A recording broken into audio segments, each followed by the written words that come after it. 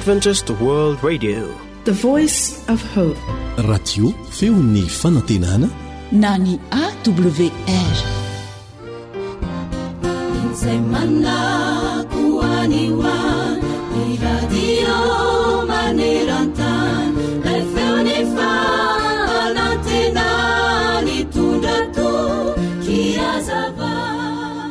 Indray andro dia nisy mpitory-teny anankiray nandeha tamin'ny kalesin-dalamby anankiray. Rehefa tafiditra tao anatin'ny kalesin-dalamby izy dia mipetraka tao amin'ny efitra anankiray izay nisy tovolahy anankiray ihany koa namaky gazety. Variana dia variana ilay tovolahy namaky gazety. Rehefa kelikely taty aoriana dia nitraka ilay tovolahy ary dia nanomboka niresaka tamin'ilay mpitory-teny ka nametraka izao mifanontaniana izao tamin'ilay tovolahy. Move kristianina ianao ry tovolahy? Dia namaly ilay mpitory-teny ilay tovolahy hoe eny tompoko, kristianina nefa kristianina tsy dia tsara loatra e. Pakany am-piangonana ihany nefa fahazarana fotsiny no anaovako izany, fa tsy hitako izay soa azoko amin'ny fanaovana izay. Indraindray alaim-panahinao tsy mety ary tsy manana herim-panahy mihitsy hanoerana izany. Mazana nyresan'ny fakapanahy ka mahavita heloka be vava. Dia naka antsipika avy tao anatin'ny paosiny ilay mpitory-teny, nosokafan'ilay antsipika, naka boky izy ary dia hoy izy tamin'ilay tovolahy: jereo tsara ry tovolahy, ataoko izay ampijoro an'ity antsipika ity eto ambonin'ity boky ity, na dia mitotototona fatratra aza ny fiaran-dalamby. Dia olona iza tovolahy tamin'ilay mpitory-teny: angamba tsy ety hijoro mihitsy ane iny tompoko. Jereo ary fa tafajoroko tsara ihany izy ho ilay mpitory-teny. Ka tazoninao tsinona ilay antsipikako, olona iza tovolahy sady nome. Eny, tazoniko tokoa ilay mpitory-teny. Angay ianao efa nahare fa misy antsipika mahay mijoro rery amin'ny tendrony na dia tsy misy mpitazona aza? Tsy mbola nahare izany aho ilay zatovolahy. Izao ary noho izy ilay mpitory-teny: na oviana dia tsy mbola nahare aho hoe misy tovolahy afaka ny ahajoro rery eo anatrehan'ny fakapanahy nefa tsy tazonin'ny Kristy. Misaotra tompoko ilay tovolahy fa mazava amiko ny tianao lazaina. Tsy mahajoro eo anatrehan'ny fakapanahy aho raha tsy Jesosy no mitazona ahy. Hitanao amin'izany ary ilay mpitory-teny, efa lehibe ianao izao ary afaka hahalala ny marina sy ny diso. Ny any tokony ataonao dia ny miankina amin'i Jesosy. Hitazona anao izy, hitari-dalana anao izy, ary tsy hamelanao ho lavo na oviana na oviana. Ianao koa ry mpiaino an-tsaina, mety eza ho tazonin'i Jesosy isan'andro san'andro, fa ratsy izao fiainana izao. Raha misaraka amiko ianareo izy dia tsy mahay manao na inona na inona. Jaona 5:10, 5 sy ny 7. Ny Baiboly hanisan'andro no fonaina, raisoa ampofazamalaina, fartomotrany andro izao. Ne t'en fais pas pour demain, car Jésus est ton ami. Moi, j'ai remis ma vie entre ses mains.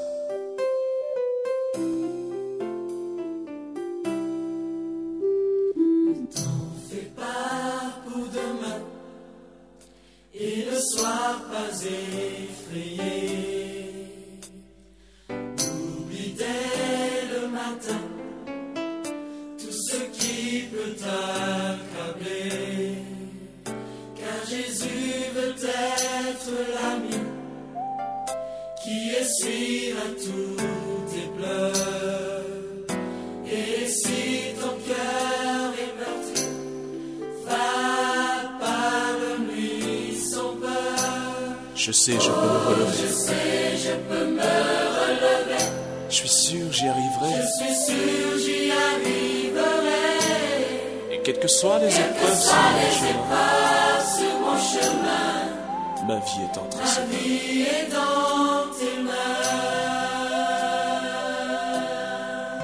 Ne t'en fais pas pour demain. Et ne sois pas effrayé. Oublie dès le matin tout ce qui peut t'accabler. Car Jésus veut être l'ami qui essuiera tous tes pleurs. Alors si ton cœur est meurtri, va par-le-lui sans peur. Je sais, je peux me relever. Je suis sûr, j'y arriverai. Et quelles que soient les épreuves sur mon chemin, ma vie est entre tes mains. En Jésus, je me relève. Avec lui, j'y arriverai. Et quelles que soient les épreuves sur mon chemin, oh, ma vie est entre tes mains. Chorale, mélodie céleste, Ambujatovo. Si des épreuves surviennent, que tout semble s'écrouler, quand le frère et l'ami même ne sont plus là pour t'aider. Rappelle-toi que Jésus est l'ami qui essuiera tous tes pleurs. Alors si ton cœur est meurtri, va parle-lui sans peur. Je sais, je peux me relever. Je suis sûre, j'y arriverai. Quelles que soient les épreuves sur mon chemin, ma vie est dans tes mains. En Jésus, je me releverai. Avec lui, j'y arriverai. Quelles que soient les épreuves sur mon chemin, ma vie est dans tes mains. Oh, je sais, je peux me relever. Je suis sûre, j'y arriverai. Oh, quelles que soient les épreuves sur mon chemin, ma vie est dans tes mains. En Jésus, je me relèverai. Avec lui, j'y arriverai. Quelles que soient les épreuves sur mon chemin, ma vie est dans tes mains. Je sais, je peux me relever. Je suis sûre, j'y arriverai. Quelles que soient les épreuves sur mon chemin, ma vie est dans tes mains. En Jésus, je me relèverai. Avec lui, j'y arriverai. Quelles que soient les épreuves sur mon chemin, ma vie est dans tes mains. Ma vie est dans tes mains.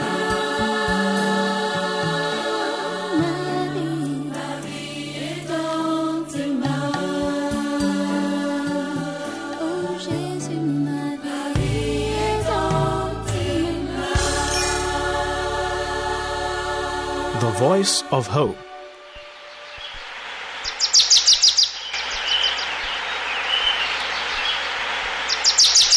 Asa sy tontolo iainana voakolo antoko ny fahavelomana.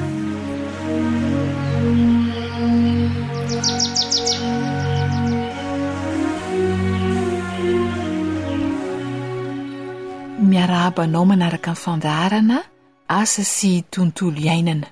Ny firarin'ny ekipan'ny AWR dia ny ahombiazanao eo amin'ny asa fivelomanao.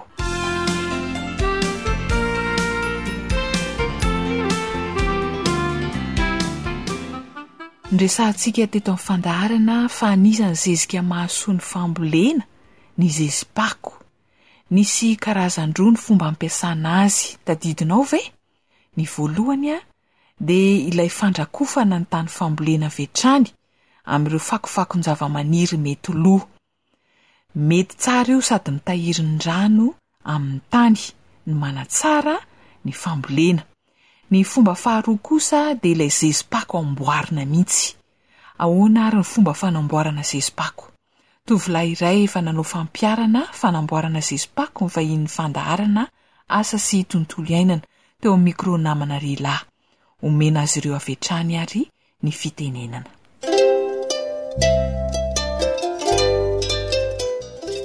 Miaraka amintsika toy tolotra, tovolahy mbola tanora eritrerony kanefa efa miditra amin'ny sehitry ny fambolena ihany koa. Isan'ny zezika fampiasany ny zezipako, ary izy mihitsy no manamboatra izany. Hono atolotra. Mba azon'se azavaina ho an'ny mpiaino antsika ve hatrany amin'ny voalohany mihitsy ny fomba fikarakarana an'le zezipako. Inona avy zany ny dingana atao mandra-pahatonga n'le izy ho lasa zezika azo ampiasaina? Ny fikarakarana an'le zezipako dia mila dingana maromaro. Voalohany indrindra aloha dia ny fanomanana ny lavaka. Lavaka somary lalindalina no ilaina. Aka ohatra eo amin'le lavaka zany ohatra hoe lavaka 5 mètres cube. Izay lavaka 5 mètres cube izay mety havitana velaran-tany 100 metatra carré zany ny velaran-tany vitan'izay zezika izay. Ny fikarakarana azy dia lavaka roa no ilaina. Ny iray no ampiasaina voalohany. Ny fanaovana azy dia tapatapahana madinika ny fako dia alefa ao anatin'ny lavaka. Ka rehefa mahazo avo eo amin'ny 30 centimetatra eo na mihoatra na latsak'izay dia mety. Dia rehefa vita izay dia totofana taina omby avy ety ambony. Izany hoe ilay faritra ambonin'le fako izany no rakofana taina omby. Dia alefa ny fako manaraka dia ohatr'izay hatrany hatrany mandra-pafeny lavaka anankiray. Ya, eo amin'izay le resaka tainomby izay tolotra, mety avokoa ve na tainomby lena na tainomby maina sa? Mety avokoa na tainomby maina na lena. Ny tanjontsika zany dia rehefa misy tainomby satria manko ny avy eo iny na lena na maina dia tsy maintsy mando ihany rehefa avy eo satria ho lemana. Dia mety misy sosina firy zany hita ao anatin'le lavaka resahantsika teo? Rehefa feno lavaka dia efa mety fa izay isan'ny sosina arakarak'le avony ny fako ambany zany. Dia rehefa feno dia izay dia vita le fanaovana azy. Dia eo amin'le fanomanana azy io fako io tsy miara lofa zany hoe ny eo ambany zany lo aingakaingana kokoa noho ny avy aty ambony. Dia rehefa vita zany ireo etapy rehetra ireo zany hoe tondrahana le izy ho mando lava. Dia rehefa hita hoe manomboka aloha dia izay ny lalana le lavaka iray avadika amin'le lavaka anankiray indray zany izy. Dia mifamadika tanteraka le zezika amin'izay fotoana izay. Ay, dia rehefa afaka hafiriana zany dia tokony avadika any amin'le lavaka anankiray le ao amin'le lavaka voalohany. Eo amin'ny ray volana eo zany dia avadika le zezika satria le fako nataontsika io dia fako mora loha zany no nampiasaintsika amin'le fanaovana azy. Dia ampifamadihana amin'le lavaka iray indray zany hoe ny avy aty ambony tsindrin'le efa alohany ambany dia lo miaraka zany izy amin'izay fotoana izay. Ya, dia mila fanorahana ve izy io sa hoe lo azo fotsiny amin'izao? Raha ny tena mety aloha dia izy io tena mila rano betsaka, zany hoe mety aminy zany dia eny amin'ny toerana misy rano mandeha, na raha ohatra hoe manana rano amin'ny paompy dia mampiasa rano amin'ny paompy, fa tena mila rano betsaka le fanaovana azy. Dia mba azon'ny selazaina ve hoe ohatrohatrany ahoana ny fatran'ny rano ilaina zany ao anatin'izay abeana lavaka izay? amin'ny voalohany aloha ny rano a de tena atao tena zany hoe tena atao hita mihitsy hoe tena dibo-drano tanteraka le zezika. Aty arina de jeremana matetitetika de tsy mila rano betsaka ohatr'izay intsony fa hita hoe apina de rehefa hita hoe mantsy de ajanona arakarak'izay. Ay, le izy moa zany saromana rehefa amin'ny farany. Mety aminy zany izy raha ohatra izy hoe eny toeran-kalamanjana zany hoe azo ny hafanana de tsy de manina izy raha ohatra ka tsy saromana. Fa raha toerana mangatsika de tsy maninona ny saromana. Raha toerana somary malomaloka de saromana mety aminy ihany koa zay. De inona no fitaovana entina manarona an'ilay zezika amin'izay fotoana izay? Raha ohatra hoe fitaovana zany hoe rehefa tsy ahafahan'ny rivotra hoe miditra firy anany de efa mety. Ya, de afaka ray volana zany a de afindra ao amin'ilay lavaka faharoa le zezika mba hivadika zany. Hivadika. De afaka afiriana aorinan'izay a no masaka ny zezika azo ampiasaina. Raha ny tokony ho izy a de eo amin'ny tapabolana aorinan'iny zany de tokony efa ho masaka tanteraka le zezika de azo loharana vetrany miala ato anatin'le lavaka.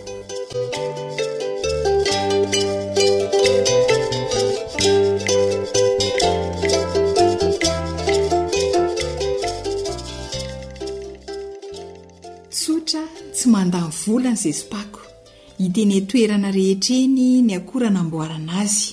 Fahavarana kely avy aminao fotsiny dia ampy ahazoana zezipako anatsarana ny tany fambolena. Manentana anao anao fanandramana fa mahasoanao zany. Dia izay indray aloha ny androany fa mametraka amin'ny mandrapitafa mbola iaona raha sitrapon'Andriamanitra. Zoanitra no nanomana ny fandaharana.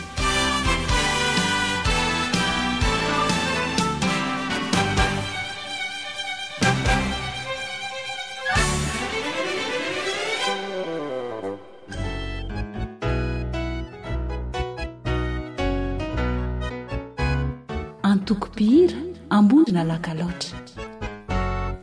Tilianandrandra avony tompola mpamozity eraina sy ankalazaina toko fa masinganao ratsito izy taloho malisyany ampitso mandrakiza zay mambabolifo ka ilaiko ny andarana ne asandrato ny mpamojitsika lelo mihira mioby falipity zay atolotranao koderay sorirany fity ny fifaliko sy ny faniry wapetraka eo an-tanana faliriray nefa nisitraka tanterao ny mpanompona.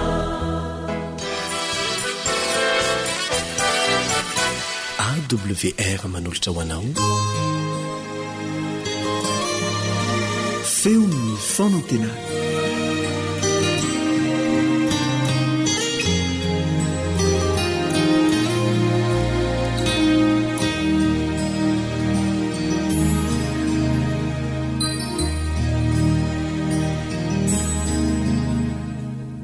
Mbola ny namanareo Richard Andrenjatovy ihany no mitafatafa sy midinidinika aminao amin'ity an'ity. Mirary ny fiadanan'ny tompo ho aminao sy ny akonanao.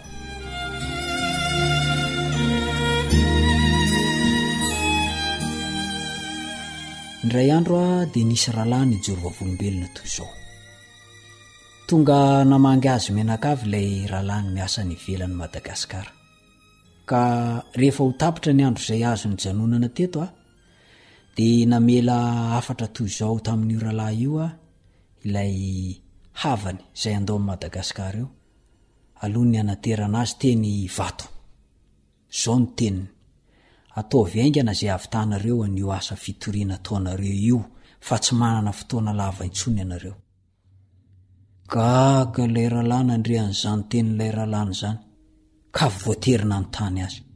Dia nitsorony fa rehefa misy ny fivoriana any amin'ny faratampony any tsy hoe eto Madagasikara akory izany konokonina any lavitra any ivelany any zany zay mitady ny valin'izao fantaniana zao dia atao ahoana moa ny anafoana ty fiangonana adventista mitandriny andro fafito ty zany ny fantaniana atao atahoana nanafoanana ty fiangonana adventista mitandriny andro fafito ty mbola nisy toy nyle resaka fa tsy olazaiko eto satria nilaza daty izy tamin'izay fotoan'izay tsotra ny antony satria manerantany le bibidia voalohany sy faharoa apokalipsy 7:10 misy an'izay dia tsy misy mpifanandrana matanjaka manerantany to azy afa-tsy tia fiangonana zanaka sisa misy antsika ty zay mitandrina ny didin'Andriamanitra sy mitana ny filazanan'i Jesosy apokalipsy 4:12 ary io resaka sabata sy alahady io no ifandrohitana amin'ny andro farany satria tsy andro fotsiny araka amin'ny fiheveran'ny maro azy io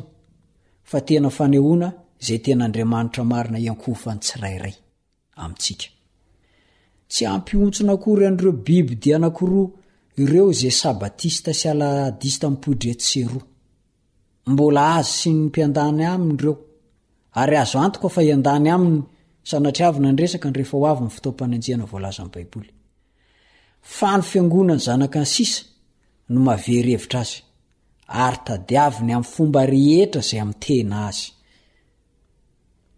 na marina na tsy marina voalaza ny rahalahy io tao amin'ny fijoroana vaovolombelona zay ny tantarainy teo masony olona marobe dia raha ny tantara ny fiangonana no arana dia niezaka trany i Satana mba hamongotra azy raha manaiky ny sabatan'i Jehova zay mifanitsy amin'ny sabotsyntsika malagasy ianao dia porofo zay fa Jehova tokoa no Andriamanitra ao ary izy no manamasina anao raha tsorona zany dia izy no iandanianao Levitikosy 7:7 Levitikosy 7:7 Ezekiela 20:12 sy 20 fa raha manamasina ny alady ho solon'ny sabata kosa ianao dia zay mipirofo fa miandany sy miankoka eo amin'ny lomo bibidia voalohany ianao zay apokalipsy 7:9 ary tsy ho afa bela mihitsy ianao fa tsy maintsy aringa anao anaty afo be satria nandray ny mariky ny fahefan'ny bibidia voalohany dia ny fitandremana ny alady zany apokalipsy 7:9 ka tranony 1:12 ny bibidia faharoa tsy izy zany fa ny fanjakana Amerikanina kosa no hanery antsika amin'ny tsy maintsy hitandremantsika ny alady apokalipsy 7:9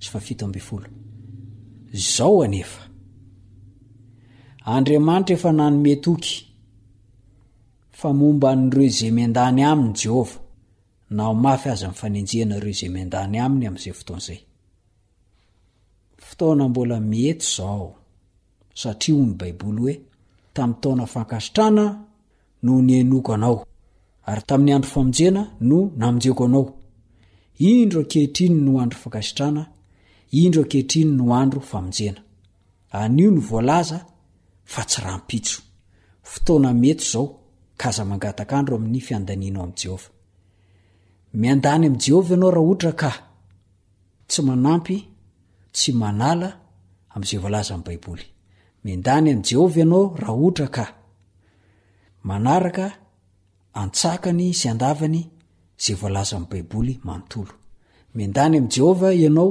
raha ohatra ka manateraka n'ilay baiko manao hoe taovy mpianatra amin'ny fireneny rehetra miandany amin'i Jehova ianao raha ohatra ka mazoto mamonjy fanahy amaranako azy dia tsotra andao re iandany amin'i Jehova aza manaiky iandany amin'ny Satana zany mihitsy fa hopotika anie izay miandany amin'ny Satana roviana zany ianao ny anomboka iandany amin'i Jehova anio ny fotoana mety aza manahiny amin'ny ampitso anao fa ny avoakany anio ary tsy fantatrao tahiny Jesosy anie ianao sy ny ankonanao amen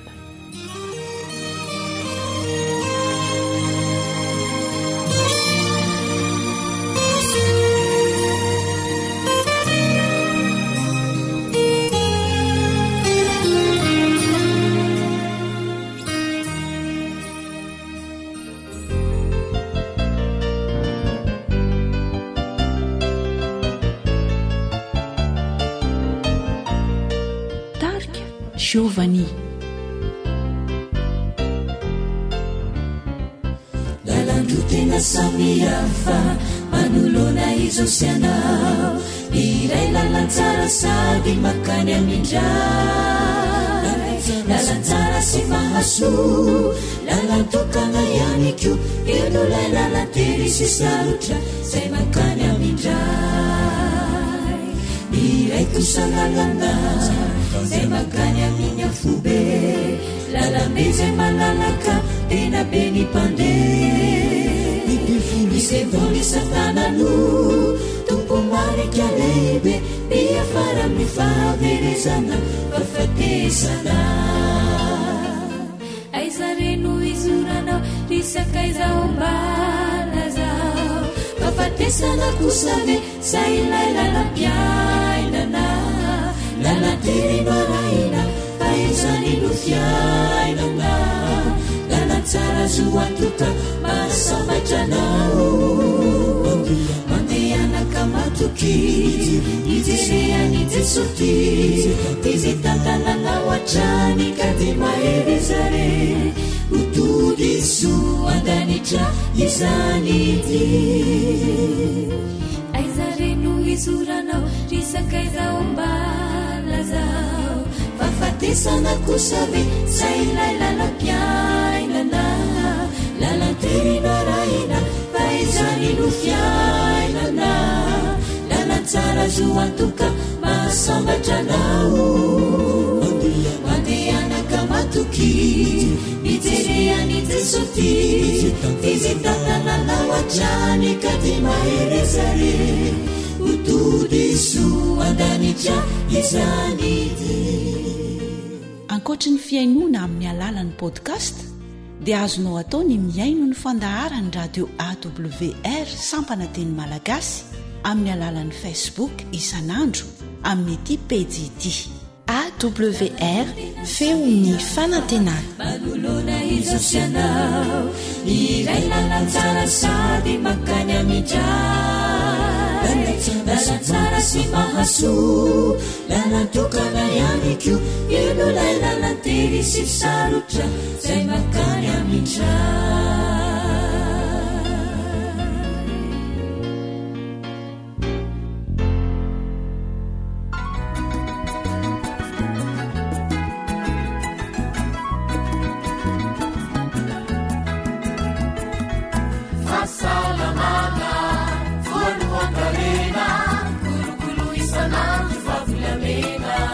Harena ny fahasalamako, harena ny fahasalamako.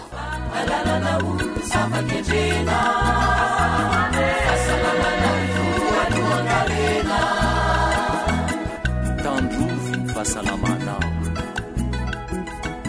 Miarabanao tafaraka atao anatin'ny fandaharana harena ny fahasalamako.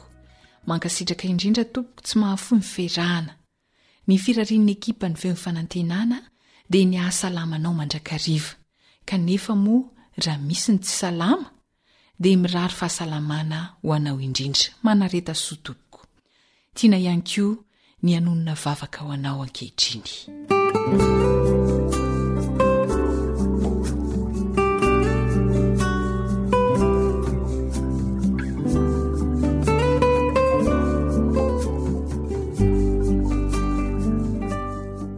Amin'izao fotoana izao Jesosy io dia misy olona efa avy nandalo fandidiana, misy koa nefa mbola tsy maintsy hiatrika izany fandidiana izany any amin'ny fandrian'ny hopitaly any.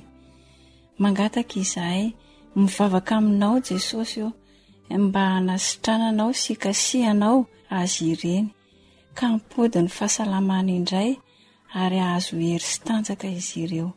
Dia misaotra Jesosy io. Amen.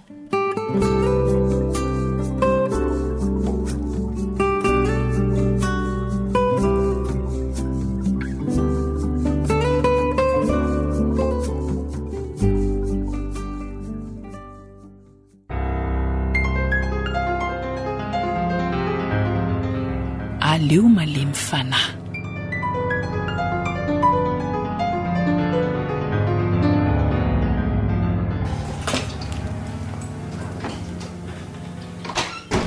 Ory tinina, tinina, fa misy inne marary agnaninao ry Gaston a? Marary ahoana ary fa ono a ay zany nanaovanao an'le gazety omaly ny vakiako teto. Ilaiko ani iny zay indray Gaston sy le ankizy-tianany. aiza ho raha ilainao maninona raha nampirininy za angera ngaty natao ampiry-trano fa tsy hitahiry ny gazetinao ka zay indrindra raha mampiry-trano ianao de tokony nampirininao zany ny gazetiko. Tady avy zay fa tena ilaiko maky mariny. tsy nampirina n'izany gazety zany ara gasy de davy zay. Tanio ny ankizy rehefa tonga ry zareo so hitany. Zay mihitsy le mba mandreraka ato an-trano ato. Zay indray gasy. Zavatra olona mipetraka tsara eoko hita kitikitiana manafy ny tohina mihitsy. Ary inona koa zany fofondoaka mandreraka be ataonao zany. Hetsika indray ianao sy ny ankizy-tiananao raha gasy hetsika ahoany andana mihitsy ianao makany amin'ny dokotera so misy manjoka kizitina loatra. Tinina ve adaly ka mariny zaniko. Andany volanao inona any amin'ny dokotera any efa misy mitaraina marary anga eo. Ka zao ankizy-tiananao zao mandreraka. Resaka gazety any anao ataontsika zao ary nakaiza koa ary le silgo manapetrako tato asa ka tsy efa iny ambavanao iny ianao nge tato ato tsy mitsahatra mihinana sy mitsakotsako an'ireny silgome bonbon sy ny sisy reny. Oka marina ragasy tena mivadika lehilahy be kizitina mandreraka ianao mevera vatana fa marary ianao io mariny.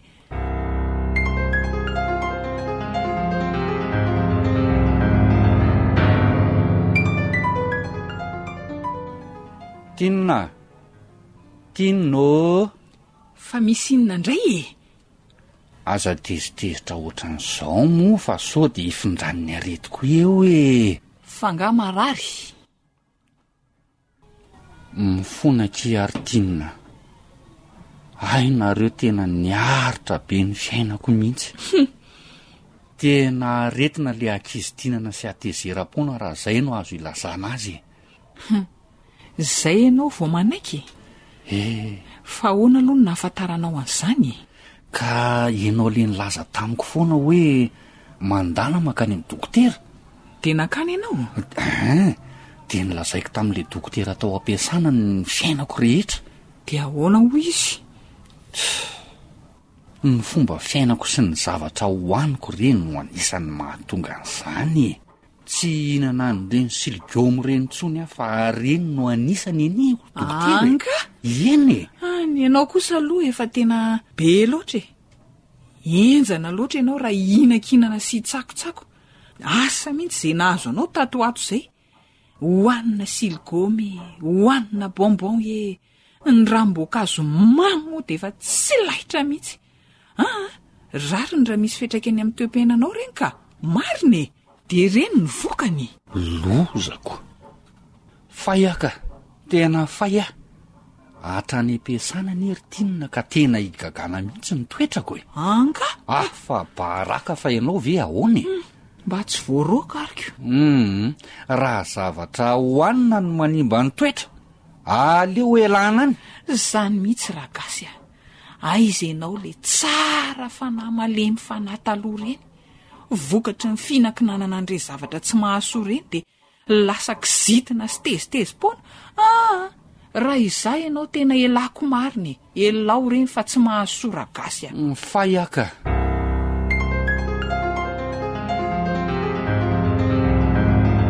Fantaranao soratany Zoanitra ny narahanao teo no velomin'ny mpanoratra Cyrila.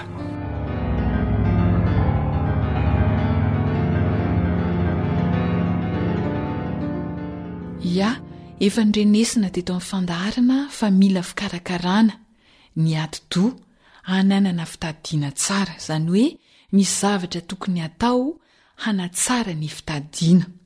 Raha izany ary dia misy zavatra ataontsika olombelona ihany koa zany manimba ny saina io, ahatonga ny hafanganan'ny fahaverizan'ny fitadiana, mahatonga ny fahararian'ny ati-doha mihitsy.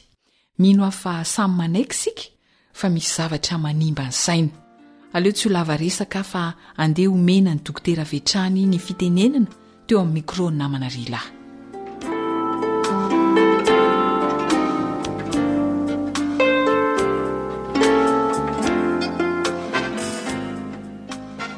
ia ny namanao rila tokoa no mifampitafatafa aminao any amin'ny toerana misy anao any. Miaraba ny dokotera Rasafinjatovo Harizava Kolgata faly miaraba ny mpiaino rehetra tsy ankanavaka ihany koa. Eny ary dokotera, miantefa aminao avy hatrany ny fanontaniana. Move misy zavatra ataon'ny olona mety hanimba ny sainy, dia inona avy re izay?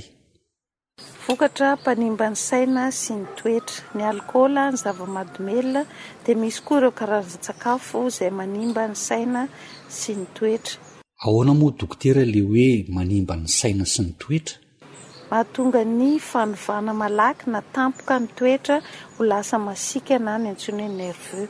Azontsika amin'izay angamba fahita tokoa ny hoe misy olona malefaka tsara, tampoka eo lasa ny ovy izy, dia manontany teny sika hoe misy inona ary mety ny fomba fiainan'ilay olona no nanimba azy. Manitikitika ihany dokotera, araka ny fantatra dia mila glukôzy ny saina, dia hono mety hanimba ny ati-dovy ny vokatra avy amin'ny siramamy raha izany sa manahoana? Vokatra misy siramamy. Ilain'ny neurone ny glukôzy. Raha mihena mifatra ny glukôzy ao amin'ny ra, izany hoe latsaka ny 20 miligrama isaka ny 100 mililitra, dia tsy misy fifantohana, sarotra micomprendre ary tsy mahatsiaro tena indraindray.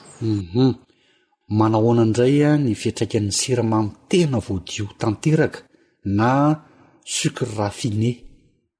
Sakafo misy sucre raffiné na tsy ahitana tsiratsiraka koa dia mitombo glukôzy ao amin'ny ra, miasa ny insuline, ampihena ny glukôzy ao amin'ny ra. Raha midina tampoka ny glukôzy ao amin'ny ra no le asan'ny insuline, dia inona mety hitranga? Fidinana tampoka ny glukôzy ao amin'ny ra dia mahatonga ny fahasimban'ny fiasan'ny neurone. Ny siramamy amin'ny épicerie ireny dia manova tampoka io fatran'ny zavatra ilain'ny neurone io na ny selany ati-doha, ka lasa kizintina le olona na mipelipelika loatra na masika sy mamono mihitsy aza. Ia, ankoatr'izay mbola misy zavatra hohanina mety hanimba ny saina sy ny toetra ihany koa ve dokotera? Fanatsarana sakafo reny koa na reny antsoina hoe additif reny amin'ny boisson na bonbon sy ny zava-mamy hafa izay fohanin'ny zaza sy ny ankizy matetika, dia tsy mahavita izay asaina tao izy raha vao tsy mahazo an'iny. Tsy afa-po amin'ny kilalao iray izy, tia tabataba, tsy mifantoka. Ahitana karazana colorant anatin'izy ireny, mavomavo na menamena, ohatra izao ny aspartame izay hita ao anatin'ny boisson na silgoma sy siramamy, dia mahatonga ny nervosité sy mahamora voan'ny aretin'andoha. Vokatra industrial misy additif toy ny fast food sy ny viande de conserve dia mahamora ny fahatongavan'ny nervosité. Ny hena dia manavesatra ny fiasan'ny ati-doha, misy taharo mitovitovy amin'ny kafeina ao anatiny.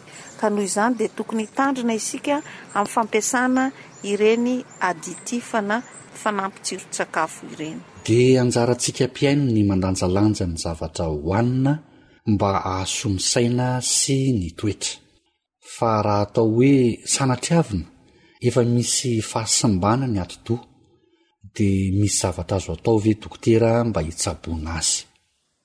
Fitsaboana voajanahary ny ati-doha amin'ny alalan'ny rano sy ny tanin'andro.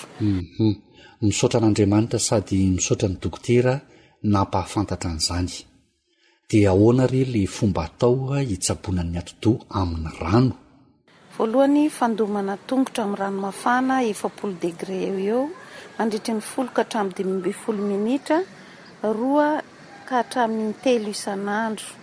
Amaranana anazy dia kosehina ny tongotra amin'ny lamba na joboka tao anatin'ny rano mangatsiaka. Ny ampiasana izany dia amin'ny aretin'andoha, ny fakizitinana ary ny tsy fahitana tory. Antenaina fa voarain'ny mpiaino rehetra izay, dia mbola misy fomba hafa ihany koa ve amin'ity rano ity? Faharoa, ny peta glasy, fonosana plastika ny glasy fa tsy atao mivantana amin'ny hoditra, amin'ny toerana ahitana ny fahatapahany lalan-drà.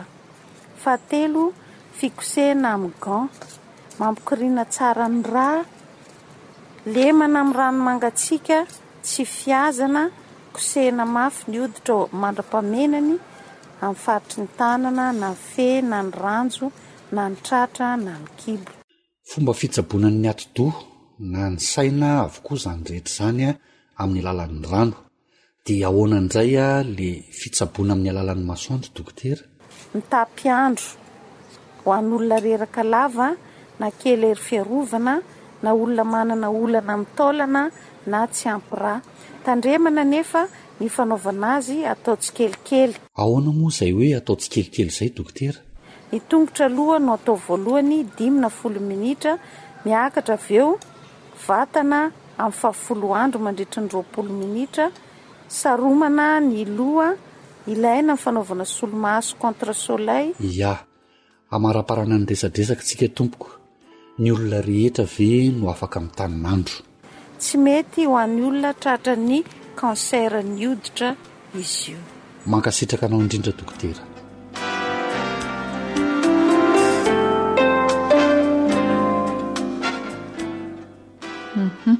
Raha verintsika kely dia ny zavatra miditra ao am-bava no anisany manimba ny ati-doha.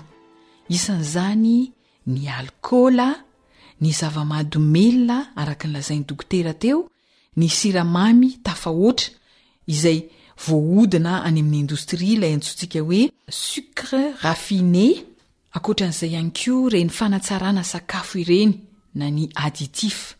Ireo vokatra industrialy misy additif toy ny zava-pisotro isan-karazany ireny zany, ary ihany koa ny hena tafahoatra. Manentana anao ary mba hitandrina sy andanjalanja ny sakafo mba tsy sanatria animba ny saina, izay fantatsika fa tena zava-dehibe tokoa. Fa ny zavatra mahafinaritra no resahan'ny dokotera teo ihany koa dia ny fitsaboana ara-boajanahary io ati-dohantsika io, izay tsy andanimbola be izany. Inona avy izy teo? Fitsaboana amin'ny alalan'ny rano sy ny tanin'andro. Koa dia hararoto ny fampiarana izany ahasoa ny ati-dohanao. Izay koa no amaranana ny fandaharana rena amin'ny fahasalamako tamin'ity androany ity. Isaorana indrindra dokotera Razafinjatovo Harizava Kolgate nanoro antsika izay mahasoa ny ati-dohantsika, ny saina sy ny toetra. Andriamanitra ny ampitombo hatrany ny fahalalana ao aminy, hita ny ankonany ihany koa. Isaorana ihany koa enao mpiaino na haritra ny aino nandritra izay minitra maromaro izay. Zoanitra Sirilano mifarimpona na hatotozan'ny fandaharana rena amin'ny fahasalamako, ary irariana indrindra Andriamanitra ny hita ny ankonantsika rehetra.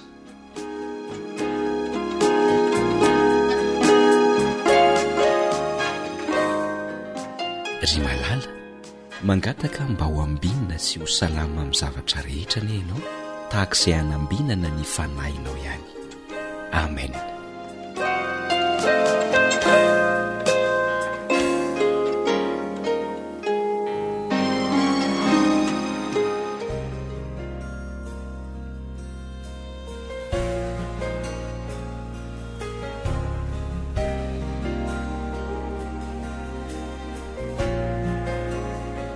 Heritage Singers.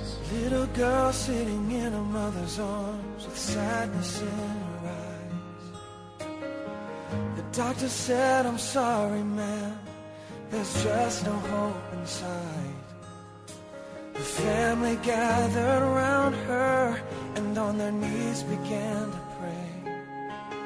As the tears fell like rain, you could hear her mother say, Lord, I need a miracle today. Please just let one pass my way. I believe in you. Help me overcome this fear inside. This pain's too much for me to hide. Lord, see me through. I need a miracle from you. A drunken man stumbled in the church house 'cause he had no place to go. The loss of his family left him grieving in his soul. The preacher stood and spoke of how Jesus loves you anyway. With the choice he had to run or stay, the man bowed his head and prayed, Lord, I need a miracle today. Please just let one pass my way. I believe in you. Help me overcome this fear inside. This pain's too much for me to hide. Lord, see me through. I need a miracle from you. Radio Femini Fanantenana. Little girl is now a wife with kids of her own, and the man who bowed his head has led many to the throne. Lord, I need a miracle today. Please just let one pass my way. I believe in you. Lord, I need a miracle today. Please just let one pass my way. I believe in you. Help me overcome this fear inside. This pain's too much for me to hide. Lord, see me through. I need a miracle from you.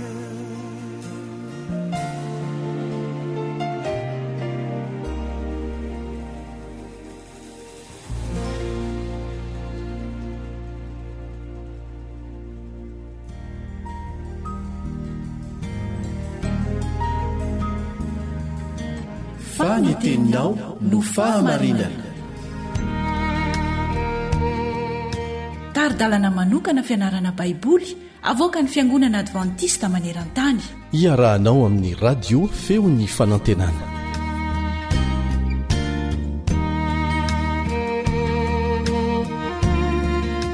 Isaorantsika ilay Andriamanitra namorona sy namonjy antsika noho ny fahasoavany nanome antsika tombonandro sy ny fahafahana mbola miara-mianatra malalaka tahakan'izao. Araroto zany satria mandalo ihany. Miaraka aminao hatrany ny mpiara-mianatra aminao Elion Andremitanso.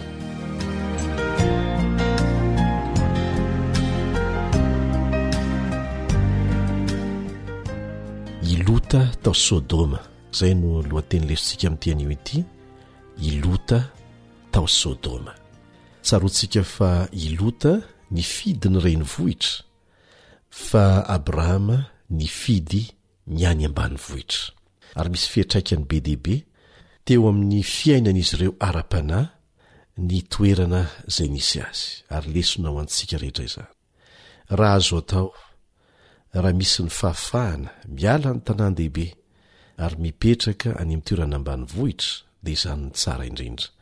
Raha toa moa ka mbola misy ny antony izay hitazoman'Andriamanitra anao eto an-drenivohitra, dia atahoana moa angatao izy mba hanome fahafahana antsika rehetra izay mbola tavela-ty, mba ho afaka mipetraka amin'izany ambanivohitra izany. Tsitsatsetsatsiaritra izay ao anatin'ny lesona mahakasika ny Lota tao Sodoma.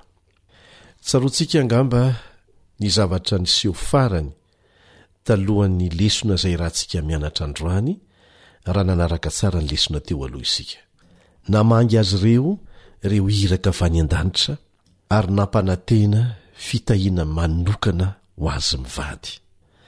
Vao vita mihitsy anefa izay dia izao no toy ny teny ao amin'ny Genesis 17:20, andininy fa 9:20.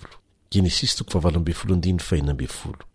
Dia nitsangana ireny lehilahy ireny ka niala teo, izany hoe niala teo amin'ny Abrahama sy Sarai izany dia nakany Sodoma. Ary Abrahama niaraka taminy hanatitra azy. Dia izao nivakitsika eo amin'ny 9:7. Ary Jehova nanao hoe ho afeniko an'i Abrahama va zay ataoko. fa abrahama ho tonga firenena lehibe sy mahery tokoa ary aminy no hitahina ny firenena rehetra ambonin'ny tany. Dia raisitsika avetrany eo amin'ny 2 satria foy ny fotoana dia niodina ny ala teo ireo lehilahy ireo ka nandroso ho an'ny Sodoma, fa abrahama kosa mbola nijanona teo anatrehany Jehova. Dia nanatona abrahama ka nanao hoe, haringanao miaraka amin'ny meloka va ny marina? Angamba misy olona marina 50 ao tanàna. Haringanao koa va ka tsy amindranao fo ny tanàna noho ny 50 marina izay ao? Sanatrianao raha anao toy izany ka hamono ny marina miaraka amin'ny meloka, ka ny marina atao tahaka ny meloka. Sanatrianao izany. Tsy tsara marina va ny mpitsara ny tany rehetra? Izay ny tenin'ny Abrahama. Dia izao no navalin'Andriamanitra. Eo amin'ny 9:20. Ary Jehova, raha mahita 50 marina ao an-tanàna Sodoma aho, dia amindrako fo ny tanàna rehetra no ireny. Dia namaly Abrahama ka nanao hoe, indro efa sahany teny tamin'ny tompo aho, nefa vovoka sy lavenina. Angamba ho latsaka 5 ny 50 marina. Moaringanao va ny tanàna rehetra no ny 5? Ary izy, tsy andringanao raha mahita 5 aho. Dia mbola niteny tamin'ny indray i Abrahama ka nanao hoe, angamba 70 no hita aho e. Ary izy, tsy mba nao an'izany aho no ny 70. Ary indray Abrahama, aoka ny mba tsy ho tezitra ny tompo, fa mbola hiteny aho, angamba 30 no hita aho. Ary izy, tsy mba nao an'izany aho Jehova raha mahita 30 aho. Ary indray Abrahama, indro efa sahany teny tamin'ny tompo aho, angamba 20 no hita aho e. Ary Jehova, tsy mba handringana azy aho noho ny 20 e. Dia hoy indray Abrahama, aoka ny mba tsy ho tezitra ianao tompo, fa hiteny zao indray mandeha zao ihany aho, angamba 10 no hita aho. Ary Jehova, tsy mba handringana aho noho ny 10. Dia lasa nandeha Jehova rehefa vita ny teny nataony tamin'ny Abrahama, ary Abrahama niverina ho any amin'ny fonenany. Mipetraka amin'ny fanontaniana, nahoana ny mahampaminany an'i Abrahama natonga azy koa hahatsiaro ho tompon'andraikitra ny amin'ny Sodoma, ny amin'ireo olona ratsy fanahy tao Sodoma, ary natonga azy ho tompon'andraikitra koa manokana ny amin'ny Lota. Talohan'io resaka ny fanaovan'i Abrahama tamin'ireo reky ny lanitra io, dia avy nanamafy ny teny fikasany tamin'ny Abrahama Andriamanitra. Fa nanjanaka izy, nanonona fitahiana lehibe ho an'i Abrahama Andriamanitra. Fa fandringanana kosa no nolazainy hahazo any Sodoma sy ny mponinao. Raha tokony ho ny faly teo anatrehany fitahiana ny tononon'Andriamanitra tamin'ny Abrahama eto, dia tsy zany nataony fa nifandahatra tamin'Andriamanitra indray ary izy, ny amin'ny anjara miandro ireo mponina ao Sodoma, indrindra moa fa Lota. Tsy mpaminany izay nanambaran'Andriamanitra ny sitrapony fotsiny ihany mantsy Abrahama, fa mpaminany manao fanelany elanana ho an'ny ratsy fanahy mihitsy. Ny teny Hebreo nandikanany hoe nijanona teo anatrehany Jehova Abrahama eo amin'ny 2:20 amin'ny Genesis 7:20. Genesis 7:20 dia fomba fiteny ilazana fa nivavaka tamin'i Jehova izy. Zay ny dikan'ilay hoe nijanona teo anatrehany Jehova Abrahama. Nivavaka tamin'i Jehova izy, niresaka tamin'i Jehova izy, niangavy an'i Jehova izy mba hamindra fo. Azo lazaina fa niady varotra tamin'Andriamanitra mihitsy Abrahama eto, mba hamonjena Sodoma, zay toerana nonenany zana-dralany, dia Lota zany. Nanana toe-po tsara Abrahama, tsy mba nifaly tamin'izay ho fahavoazana ho an'ny hafa izy, na dia ratsy aza le Sodoma sy ny mponina tao aminy. Tsy mba nivoaka ny vavany, ny fiteny fanaon'ny olona amin'izao fotoana izao matetika manao hoe tsara ho azy zany, vokatry ny adalany. Tsy nifaly tamin'izay fahavoazana ho an'ny hafa izy. Rehefa nahazo fitahiana be, indraindray rehefa mahazo fitahiana be ary mahita ny hafa tratra ny fahavoazana, dia tena manana toe-po hafahafa amin'ny maha-olombelona. Maneho ny toe-tsain'ny zanak'Andriamanitra marina rehetra ny toe-tsain'ny Abrahama eto, ary tokony ho toe-tsaintsika koa. Dia niady varotra tamin'Andriamanitra izy mba hamindra fo amin'ny Sodoma, hamindra fo amin'ireo olona moninao. nanomboka tamin'ny isa 10 dia nidina tsikelikely hatrany amin'ny 10 dia nikin'andriamanitra ny fangatahany fa raha mahita sôdômita 10 maronao izy dia ho namonjy ny mponiny sôdôma rehetra mihitsy saingy tsy nisy anie zany ilota sy ny zanany aza niaraka tamin'ny vadiny tsy tafavoaka tao raha tsy ny sotonina mafaly ny mahita fa tsy mba andriamanitra mpanao didy jadona io andriamanitra namorona sy namonjy atsika io fa andriamanitra azo io resahana tsara ary lesona lehibe ho antsika izany resao aminy toy ny amin'nsakaiza tsara indrindra ny zavatra rehetra manahira-tsainanao fa miaino izy ary miresaka ampitiavana zay raha teo ingeny dikany hoe mivavaka miresaka amin'andriamanitra raha vakinao ny tantarany zavanitranga tamin'ny natongavan'ireo anjely anankiroa tao an-tranony lota ao amin'ny genesis 7:10 dia ho hitanao fa tena feno fahadalàna tena feno faharatsiana ny mponao sôdôma ary rariny raha andray fepetra momba azy ireo andriamanitra efa feno no kapoky ny faharatsiana toerana ratsy zany toeran'izany tahaka ny firenena marina ny didina azy ary zany no anisany antony nanafoanan'andriamanitra azy ireo hiala amin'ny tany tamin'ny farany maneho ny toe-javatra iseho amin'ireo izay tsy mety hibebaka amin'andriamanitra amin'ny andro farany nahazo an'ireo mponina tao sôdôma tsy maintsy haringana miaraka amin'ny satana ireo izay nanaiky hanaraka azy nanaiky an'ny satana ho mpitarika azy ikomy amin'andriamanitra pahary tsy maintsy ho haringana amin'ny farany mba tsy hiveriny eto an-tanytsony ny fahoriana vokatry ny fahotana zao ny vakitsika farany ao amin'ny boky patriarika sy mpaminany takila 1:70 tonga ny alina fara ny hahaveloman'ny sôdôma efa nievaeva teo ambony lohany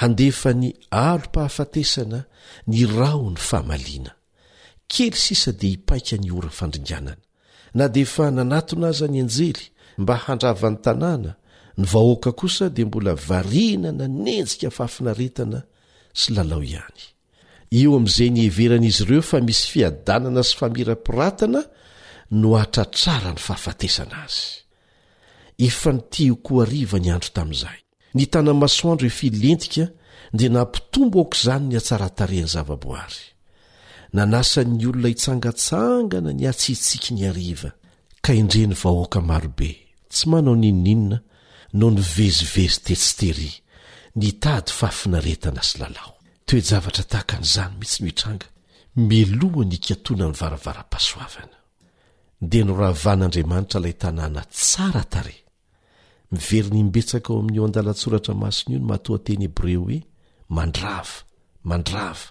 mandrava izay mampiseho fa tena nanamontsamontsana ny sôdôma andriamanitra izany hoe naverina toy ny fony izy tsy mbola nisy mihitsy zany tanàna izany tsaro fa naveriny safodrano amin'ny fahafoanana angeny zavaboary tany am-boalohany dia tahakan'izany koa ny nandravana ny sôdôma fampitandremana ao antsika ny zavatra nitranga satria misy fanehoana melony amin'ny fandravana hitranga amin'ny andro farany koa ao amin'ny fandravana any sôdôma atsika jerena momba an'izany eo amin'ny Joda 9:7 ny tompony amin'ny fahendrenantsika mba tsy ho tampoka amintsika tahaka an'ireo mponina tao sôdôma ny fikatona amin'ny varavara-pasoavana izay hametra ny hoavy ny tsirairay mandrakizay amen.